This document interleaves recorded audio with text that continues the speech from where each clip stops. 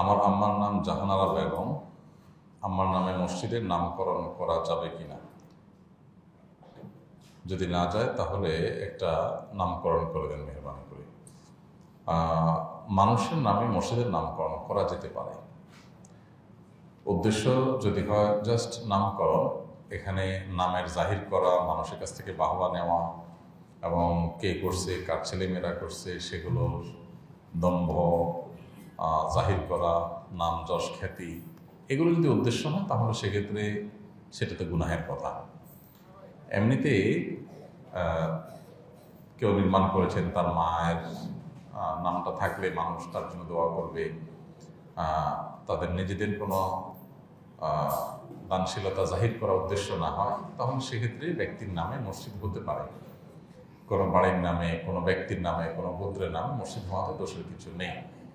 সাহাবা ইকরাম রিদওয়ানুল্লাহি তাআলা আলাইহিম আজমাইন তাদের সময়, এমনকি প্রিয় নবী সাল্লাল্লাহু আলাইহি ওয়াসাল্লামের সময়ও বিভিন্ন এলাকার মসজিদের নাম অমুক এলাকাবাসীর অমুক বংশের লোকদের বনি অমুক বনি তমুক এর মসজিদ, এরকম নামকরণ করা হয়েছে। স্বয়ং মসজিদে কুবা যে আমরা দেখি, এই কুবা একটা জায়গার নাম, ওই জায়গাটার নাম কুবা, সেই নামে নামকরণ করা হয়েছে মসজিদে কুবা।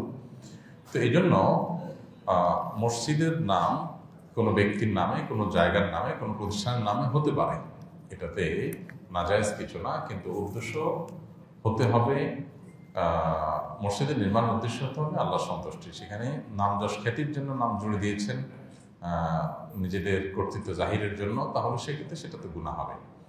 মৌলিকভাবে নাম হতে পারে। আর যদি আপনার মায়ের নামে জাহানারা বেগম, তাহলে জাহানারা বেগম জামে মসজিদ, এরকম নাম হতে পারে। আর সাধারণত এই সমস্ত ক্ষেত্রে ভেজালের আশঙ্কা যেহেতু বেশি থাকে, এই জন্য আমাদের ইমানের হালতের দিকে তাকিয়ে এই পরিস্থিতিতে আমরা নিজেদের নামগুলো অ্যাভয়েড করতে পারলে আমি ভালো মনে করছি, কারণ এতে ইখলাস নষ্ট হওয়ার আশঙ্কা তৈরি হয়। সেক্ষেত্রে আপনি আল্লাহর নাম দিয়ে কোনো মসজিদের নাম দিতে পারেন,